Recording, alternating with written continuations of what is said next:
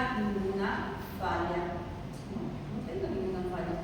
Porque en el momento que este equilibrio se rompe, ahí vamos a tener una falla, una insuficiencia respiratoria, lo cual va a hacer que este paciente vaya a una urgencia. Y como dice ahí, tenemos que rápidamente llegar a una presunción diagnóstica, que es lo que hicimos ahorita, ¿no? Si nosotros tenemos un diagnóstico, vamos a poder hacer una atención buena, apropiada y adecuada. Y sobre todo, un eficiente tratamiento, porque si no nuestros pacientes se mueren, ¿verdad? Bien. Entonces, aquí está la definición. ¿Qué es una insuficiencia respiratoria? Es la incapacidad del sistema respiratorio de realizar un intercambio gaseoso adecuado. ¿Para qué? Para cubrir las demandas metabólicas del organismo. Entonces, tenemos que tener una buena oxigenación y una correcta eliminación de dióxido de carbono. Si nosotros nos basamos en este otro autor, que es Campbell, la insuficiencia respiratoria se define como con la presencia de una hipoxemia arterial con una PO2 menor de 60 milímetros de mercurio en reposo a nivel del mar, acompañado o no de una hipercapnia mayor a 45 milímetros de mercurio. Entonces, para saber si hay una hipercapnia y una hipoxemia, ¿qué estudio deberíamos pedir? Son criminales. Bien. La etiología. Bueno, no solo los problemas pulmonares nos van a llevar a una falla respiratoria, ¿ya? Fíjense que cualquier alteración en el sistema nervioso central, como por ejemplo un ACV, sobredosis de sedantes, un TEC, ¿no? Una enfermedad desmielinizante como el síndrome de Guillain-Barré, o un paciente con tétanos o miastenia gravis, todas estas afecciones van a causar una falla respiratoria. ¿Cómo?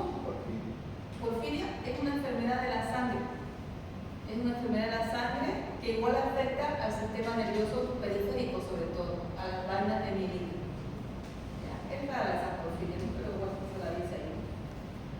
Otros problemas es la poliomielitis. La poliomielitis, que es una enfermedad que relativamente ya está erradicada, ¿no? Pero en este siglo han vuelto a aparecer algunos casos por el hecho de no vacunar a los niños, ¿no? Usualmente lo vemos más en los piecitos, ¿no? Son esas personas que los piecitos lo tienen delgadito en uno, ¿no? Y no mueven bien. Pero también la poliomielitis afecta a la caja torácica, a la musculatura. Cualquier problema a nivel del tórax, por ejemplo, un trauma torácico, problemas de las vías respiratorias, el asma puede llevarnos a una insuficiencia respiratoria, el EPOC también, pero más es una insuficiencia respiratoria crónica, el EPOC, ¿no? Obstrucción de la vía aérea por cuerpos extraños, infecciones pulmonares, tuberculosis, neumonía, fibrosis pulmonar, edema agudo de pulmón, tromboembolismo pulmonar, donde, ¿qué pasa ahí? Hay un coágulo que obstruye a las ramas de la arteria pulmonar. Si hay ese coágulo, pues no llega la sangre hacia los pulmones del paciente. Si no llega la sangre, que está llevando oxígeno y sacando dióxido de carbono, ¿qué va a pasar con el paciente? ¿Va a estar fatigado, disméico, con falta de oxígeno? Sí. Bien. Ahora, esta es la parte de la fisiopatología, ¿no? En donde básicamente tenemos que toda esta falla respiratoria se va a ver desencadenada por alteraciones en el intercambio gaseoso, ¿ya? Y recordemos que para eso, la transferencia de oxígeno del alveolo al capilar pulmonar depende de, ¿no? ¿De qué depende que haya esta transferencia? De una adecuada presión alveolar de oxígeno, o sea, de un valor normal de PO2. ¿Desde cuándo es la PO2 normal? recuerdan de gasometría? 80. Una normal difusión de oxígeno a través de la membrana alveolo-capilar, recuerden, ¿no?, que se distiende el alveolo y atraviesa el oxígeno, esta membranita, hacia el capilar, ¿no? Y del capilar entra al alveolo, ¿qué cosa? El dióxido de carbono, la PCO2, ¿no? Entra aquí y después es eliminado, ¿no? Bien. Falla respiratoria, más que todo por hipoxemia, ¿ya? Esta hipoxemia puede servir a alteraciones en la difusión, es decir, alteraciones en la difusión o intercambio de gases del alveolo al capilar y del capilar al alveolo, ¿ya? Desequilibrio entre la ventilación-perfusión, shunt intrapulmonar. Este shunt se refiere a un cortocircuito, ¿no? Eso, ¿qué le puedo decir? Ese transporte no es el normal, ¿ya? Sigue otra vía o un corte. Es raro eso lo de shunt, pero ya está en los libros, así que lo hemos puesto ahí en cuanto a lo que es la fisiopatología. Todo esto, ya sea trastornos en la difusión, desequilibrio entre la ventilación, perfusión, shunt, llevan a qué? Básicamente a que se disminuya el nivel de PO2. Por eso, una de las características principales va a ser siempre ver en la gaso, ¿qué cosa? ¿Qué cosa? El nivel de PO2. ¿Ya? ¿Entienden qué es perfusión, no? Por si acaso. Cuando nosotros oxigenamos, ¿no?, una vez que sale el oxígeno mediante la sangre, obviamente, ¿va a dónde? Va a perfundir ¿a dónde? A los tejidos. Eso significa ventilación, perfusión, ¿ya? Pero muchas veces uno ventila bien, pero no perfunde bien. Puede ser que aquí esté bien, la cosa es que sale y no llega a los tejidos, porque seguramente el paciente tiene un shock séptico, tiene una vasculitis, tiene otra patología que está haciendo que no perfunda bien los tejidos, que no haya una buena circulación hacia los tejidos. ¿Ya? Bien. Falla ventilatoria hipercámnica. ¿Y esto a qué se debe? A una producción excesiva ¿de quién? Del dióxido de carbono, de la PCO2. ¿Ya? En esta falla ventilatoria hipercámnica también se disminuye la ventilación minuto. Hay aumento de la ventilación del espacio muerto, ¿ya? El espacio muerto son zonas donde no hay intercambio de gases. Eso es un recuerdo de fisiología, ¿no ven? Por ejemplo, en el ventilador, ¿cuál será el espacio muerto de un paciente que está ventilado? O sea, ya saben, espacio muerto fisiológico estoy hablando, ¿no? Lo que usted con sus respuestas de la escuchando. ¿Cuál será el espacio muerto de un paciente que está en respirador mecánico? La PIP. ¿Ah? La PIP. No. El espacio muerto, por ejemplo, de nosotros, ¿cuál es el espacio muerto acá? La tráquea. La tráquea. No hay intercambio de gases. Los bronquios. No hay intercambio de gases. Puede ser, más que no la bolsita. Cuando un paciente está en máquina, ¿qué tiene por acá? Al tubo. Esos le llamamos corrugados. ¿Han visto, no? Esas mangueritas. Ahí no hay intercambio de gases. Ese es el espacio muerto de un paciente ventilado. Y nosotros sería toda esta partecita de la vía aérea superior donde no hay intercambio de gases. ¿Ya? Bien, entonces aquí aumento de la ventilación en el espacio muerto y que no está compensado por un aumento de la ventilación minuto. Bien, aquí tenemos factores de riesgo para desarrollar una insuficiencia respiratoria. Paciente con neumonía, que se broncoaspire, ¿no? Pacientes que están postrados en cama a veces se broncoaspiran. Pacientes con sepsis, que hayan sufrido una cirugía importante, ya sea de tórax, abdominal, pero que esta cirugía haya sido prolongada. Un TEC grave, enfermedades neuromusculares que son las que vimos hace ratito, ¿ya? Obesidad y ser mayor de edad, ¿no? Porque siempre los extremos, aunque a 60 años no es una edad tan mayor, ¿no? Pero bueno, los pacientes adultos mayores frágiles, que ese es el término, podrían tener ese factor de riesgo para el desarrollo de una insuficiencia respiratoria. Y esto es lo más importante. Este cuadro es lo más importante de todo, porque como ustedes ven, podemos nosotros clasificar a las IRAS de diferente manera, ¿ya? Según su criterio evolutivo. Insuficiencia respiratoria aguda, insuficiencia respiratoria crónica. Imagínense un paciente que tenga fibrosis pulmonar, siempre le falta oxígeno, vive en su casa con oxígeno. Insuficiencia respiratoria crónica reagudizada. ¿Qué significa esto? Estaba en su casa porque tiene fibrosis pulmonar, pero resulta que se enfermó del COVID, ¿no? Se enfermó del COVID, se le agregó otra cosa. Por el COVID hizo su infección aguda y esto se reagudizó, ¿ya? Según su mecanismo fisiopatológico, esta no es tan conocida, pero la podemos clasificar: IRAS con disminución de la FiO2, con hipoventilación alveolar, con alteración en la difusión, y IRAS con efecto Shunt, de derecha a izquierda. Esta segunda clasificación no es tan usada. Vamos a quedarnos con la primera y esta de acá. Y esta. Para esta tercera clasificación, ¿qué necesitamos? Una gasa. Y ahí vamos a tener, fíjense, una insuficiencia respiratoria tipo 1, donde haya solo hipoxemia. Insuficiencia respiratoria tipo 2, donde hay hipercapnia, aumento del dióxido de carbono. 3. Insuficiencia respiratoria mixta o perioperatoria, en donde el paciente va a tener un agaso con hipoxemia, pero también con hipercapnia. Y al final tenemos la tipo 4, ¿no?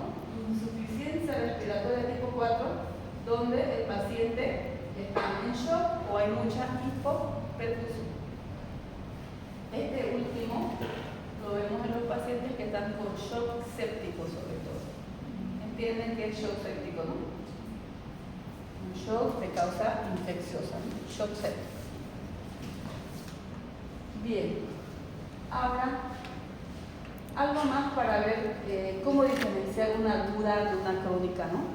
Fíjense, en la aguda, en antecedente, a veces no hay causa.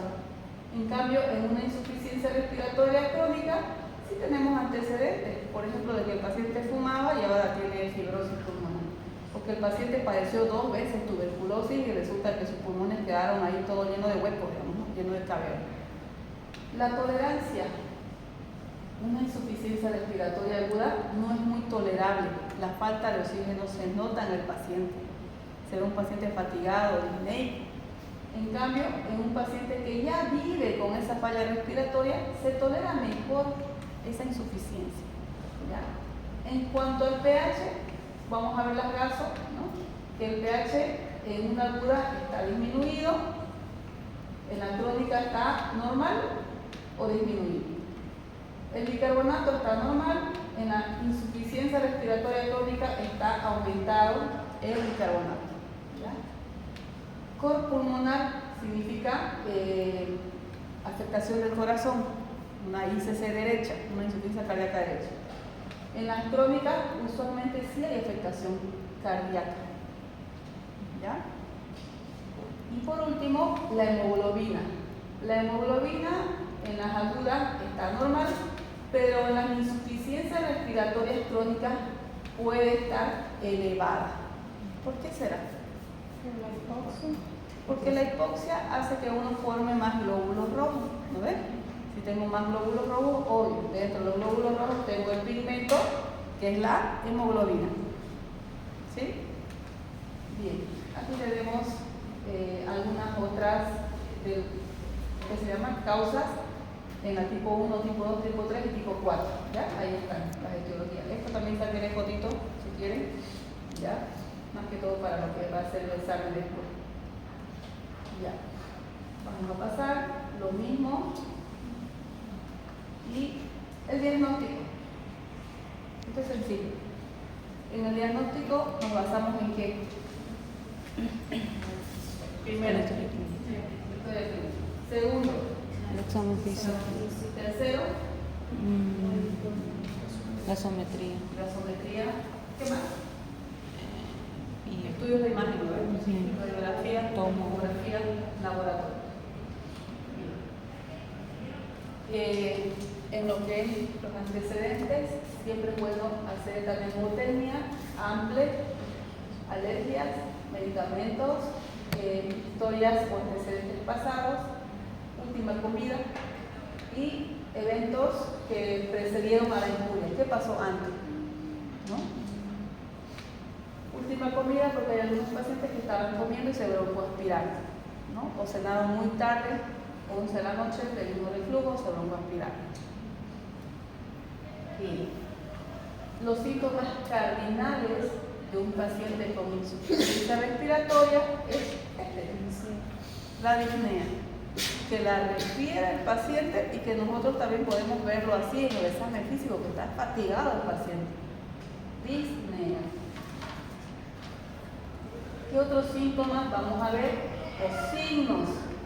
Hipoxemia periférica o central. Vamos a tener un paciente taquipneico, a veces utilizando los músculos accesorios de la respiración, es decir, ¿no? Los músculos intercostales o el músculo internocleidomastoideo. Bien, algunas manifestaciones cardíacas, el paciente va a estar con taquicardia, inclusive puede simular una angina de pecho, un dolor así precordial, intenso, opresivo. Podemos tener también signos de insuficiencia cardíaca, por ejemplo, edema. Puede estar el paciente hipotenso o al revés, hipertenso. Y a nivel neurológico, un paciente que le falta oxígeno va a estar feliz de la vida. No, va a estar un paciente ansioso, agitado. A veces puede hasta convulsionar cuando se aumenta mucho el dióxido de carbono del paciente. Bien. En cuanto a la falla respiratoria hipercárnica, ¿no? Cuando se aumenta el dióxido de carbono, va a haber disnea, taquipnea, va a tener tendencia a arritmias cardíacas y va a tener estados confusionales o estupor, asterixis, mioclonías, convulsiones y coma.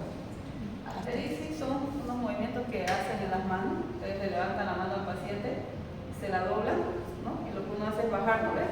O sea, si a mí me la hacen así, yo al ratito, ¿no ves?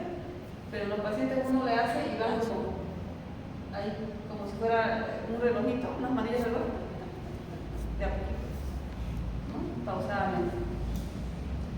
Mioclonías, ¿qué son mioclonías? Son sacudidas de los músculos, ¿no? Por ejemplo, a veces cuando a los ojitos nos les ha pasado que se mueve, eso son mioclonías, ¿no? A veces uno siente en la piel ahí que se le mueve algo, eso es mioclonía. ¿Ya? Bien, entonces, en un paciente con insuficiencia respiratoria, no nos olvidemos tomar los signos vitales, ¿ya?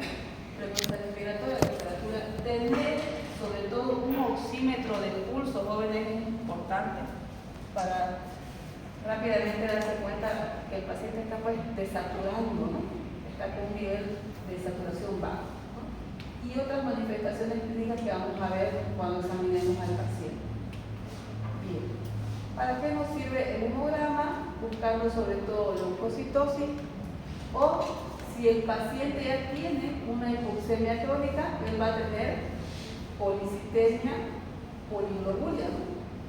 Función renal también se pide para ver si no hay insuficiencia renal crónica o aguda.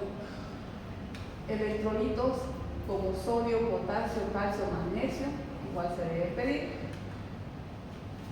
pero es necesario que nosotros pidamos en este caso una gasometría. ¿Y esta gaso está normal? Peso bajo. pH bajo. Sí, ¿No? también. ¿Qué más? El peso Peso 2 altísimo, 76. Acidosis respiratoria. Pero miren su PO2, 31. Con una saturación de oxígeno apenas en casi 55. ¿Qué tipo de insuficiencia respiratoria es? Basada en la gasometría. Mixta. ¿No? Es una IRA tipo 3. Mixta. Bien. Y como también vimos, es necesario cultivar. Es necesario llevar muestra de esputo a un cultivo para tener el germen. ¿Ya? Esto vamos a pasar, esto es lo mismo en lo que es gas. Se recuerdan que acá está lo mismo que hemos hecho cuando llevamos gasometría, pero aquí arriba dice PAFI, ¿no? ¿Ya? ¿Se acuerdan de la PAFI? Creo que es una pregunta de examen, ¿no? Bien, la PAFI normal es arriba de 300.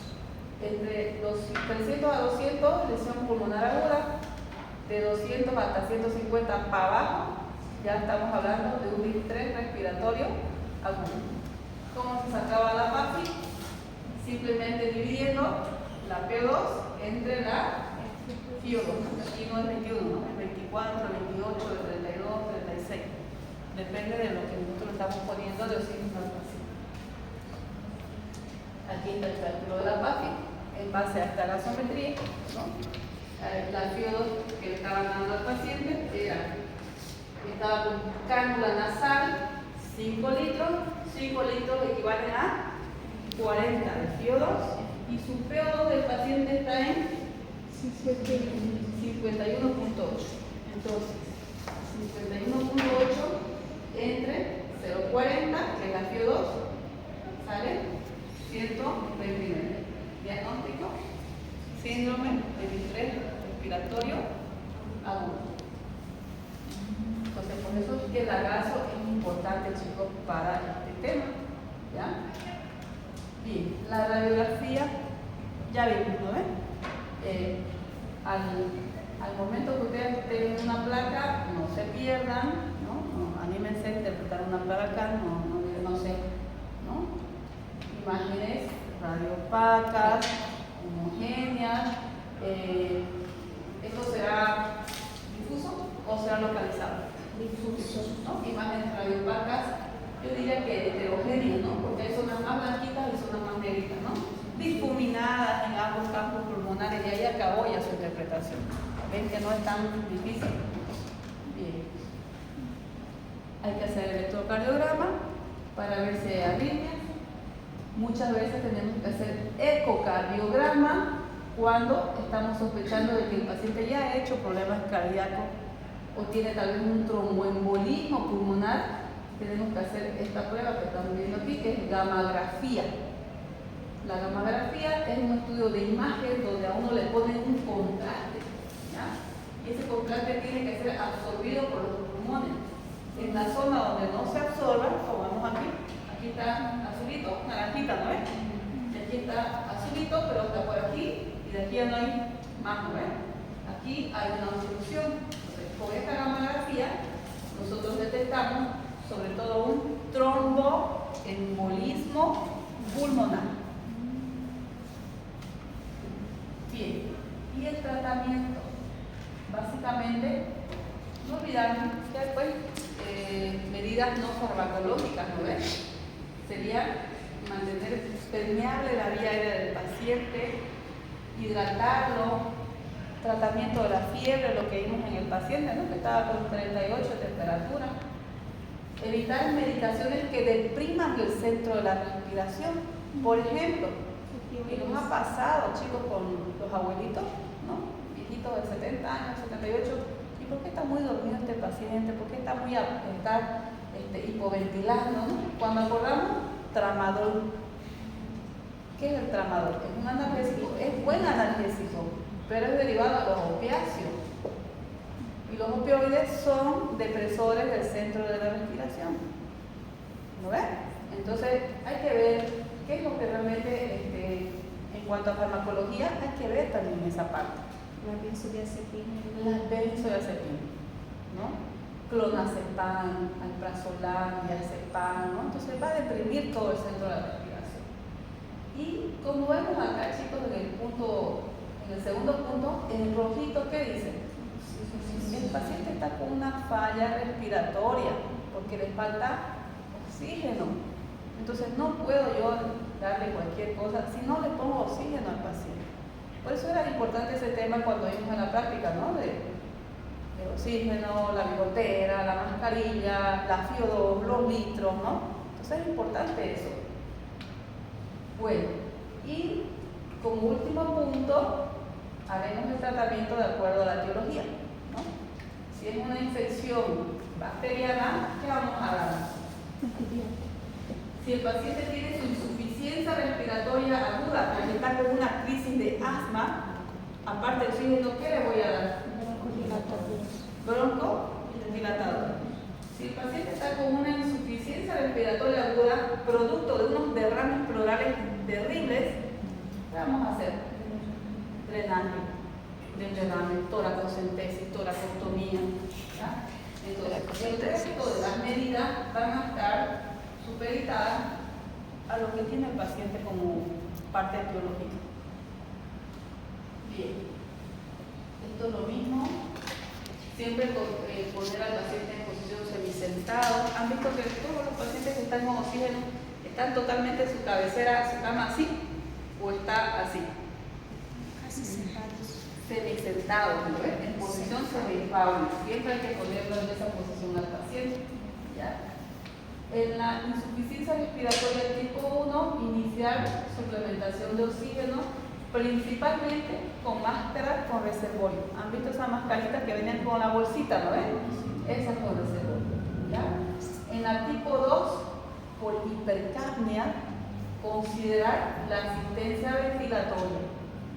Porque cuando uno tiene una hipercapnia, 70 de dióxido de carbono, 80, no hay manera de sacarlo si no lo ponemos a máquina y no hacemos que lo hiperventilamos para que así se elimine ese dióxido de carbono aumentado.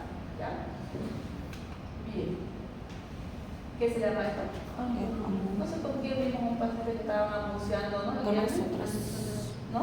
Y estuvieron no sé cuántas horas anunciando, haciendo bracito ahí. Se cansa, ¿no? Cansa, pero estaban haciendo brazos, ¿no? Los internos. Cansa. Realmente uno no aguanta más de media hora. Yo una vez casi lloro, no me da. O sí, porque no daban los brazos. Por su máximo es 30 minutos a rajar, uno aguanta haciendo la ambuceada. ¿Ya? Bien. A ver, ¿qué otras medidas? Colocar sonda nasogástrica, nebulizar si el paciente lo requiere, ¿no? A veces para evitar los reflujos y las broncoaspiraciones damos ranitidina o omeprazol.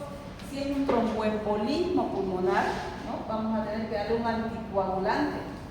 ¿Cuál sería? La heparina. Porque si es un coágulo, pues tengo que destruirlo el coágulo. ¿Con quién? Con la heparina. ¿Ya? Y miren, casi la mayoría de los pacientes con insuficiencia respiratoria, ¿dónde deberían estar? ¿No? El caso clínico de este chico, él pasó a reanimación avanzada, ¿no? Que nosotros le decimos UCI a reanimación avanzada. ¿Ya? Y bueno, afortunadamente por la edad, ¿no? Ese joven salió, porque es joven, 15 años, pero pudo haber sido peor si no lo traían a tiempo, ¿no? Doctora, ¿cómo era la ranitidina? La ranitidina más que todo para evitar las broncoaspiraciones. ¿No es cierto que la ranitidina es un bloqueador H2 que disminuye la acidez en las células parietales del estómago? Más que todo para eso es como darle un omeprazol si ustedes quieren. ¿Ya? Evita una gastritis. Para evitar las gastritis, los reflujos, ¿no? Hay muchos abuelitos estaban echados así con la cabecerita apenas su cabecera y tienen reflujo. Entonces, cuando tienen reflujo, la comida se le sube, ¿no es? Y puede pasar hacia la vía respiratoria y el resto de alimento ir a tapar la vía respiratoria. O hay bacterias que entran a los pulmones. Es que es raro cuando uno encuentra una Escherichia coli, que la Escherichia coli es gastrointestinal y en pulmones, ¿no? ¿Por qué fue eso? ¿Sabe que el paciente se metió? No, agarró y se broncoaspiró. Entonces, por eso es que se da una terapia profiláctica para reflujo. Ranitidina, que es lo más barato, ¿no? Omeprazol es caro. Bien, ya vamos a pasar. El caso grave de un asma grave, adrenalina, nebulizar con anticolinérgicos, dar corticoides, ¿no? Los antibióticos de acuerdo a la patología que haya causado el problema. Aquí está un esquema de cómo nebulizar en caso de una insuficiencia respiratoria aguda por una crisis asmática. Podemos darle salbutamol o fenoterol. 5 a 7 gotas en 5 ml de agüita destilada o fisiológico, ¿no? Y nebulizar al paciente unos 10 a 15 minutos, que es una nebulización prolongada. Si tenemos corticoides inhalados, podemos darle fluticasona. ¿Ya? Fluticasona. O, si queremos ser más rápidos, darle ampollitas de hidrocortisona, ¿no? Que es un corticoide de acción rápida. Bien. No nos olvidemos que tenemos la administración de oxígeno con sistemas de bajo flujo y de alto flujo. Bajo flujo, cánulas nasales, mascarillas faciales simples o con bolsa de reservorio. Alto flujo, ¿no? Máscaras faciales con un dispositivo que se llama Venturi, que es una cosita que uno le pone aquí y que le da el flujo. En el COVID salieron las cánulas nasales de alto flujo. Lo mismo, son bigoteras, pero tienen un dispositivo aquí que le mete poco más de oxígeno, arriba de 8 litros. ¿Se acuerdan que por bigotera hasta 5 es lo máximo, no es? O estas de cánulas nasales de alto flujo van hasta 8 a 10. CPAP, ventilación mecánica primero no invasiva, ¿no? Se conecta la máquina a una presión bastante fuerte, pero el paciente está consciente con CPAP en esta forma. Y por último, ya tendríamos el paciente pues, que está directamente intubado. En los niños se les pone estos halos, no sé si lo ven, cuando lleguen en pediatría ustedes van a ver esto. Que los niños antes de intubar y todas esas cositas le ponen estos halos donde tienen una fuerte concentración de oxígeno. En pediatría se maneja un poquito diferente la insuficiencia respiratoria. Bien. Esto es lo mismo que hemos visto, si ustedes quieren, para ver cuánto de flujo le aporta, ¿no? Es lo que vimos, ¿no? Con 1 litro de oxígeno, nosotros estamos recibiendo 24. Con 2 litros, 28 de CO2, y así sucesivamente. Bien, esto es lo último que hay que hacer siempre, pensar en oxigenar primero al paciente y ver la respuesta que él tenga. Esto sería un CPAP, jóvenes. Está la máquina, está el paciente con respirador. Tiene un cierre hermético, ¿ven? El paciente para CPAP necesita estar consciente. Lo tenemos al ventilador. Tiene su espacio muerto, ¿se acuerdan? Esto es el espacio muerto, su manguerita. Pero la mascarita tiene un cierre hermético, o sea, está totalmente fijada la cabeza del paciente. Y para eso necesitamos que él colabore, porque estar todo el tiempo, ¿no? Soplando eso lo puede fatigar al paciente. Algunos no toleran. Por lo tanto, si el paciente no tolera un CPAP, nos vamos directamente a intubar al paciente y después conectarlo a un respirador mecánico para que el respirador haga lo que tiene que hacer, ¿no? Que es oxigenar, ¿no? Oxigenar al paciente. Bien, creo que con eso ya terminamos.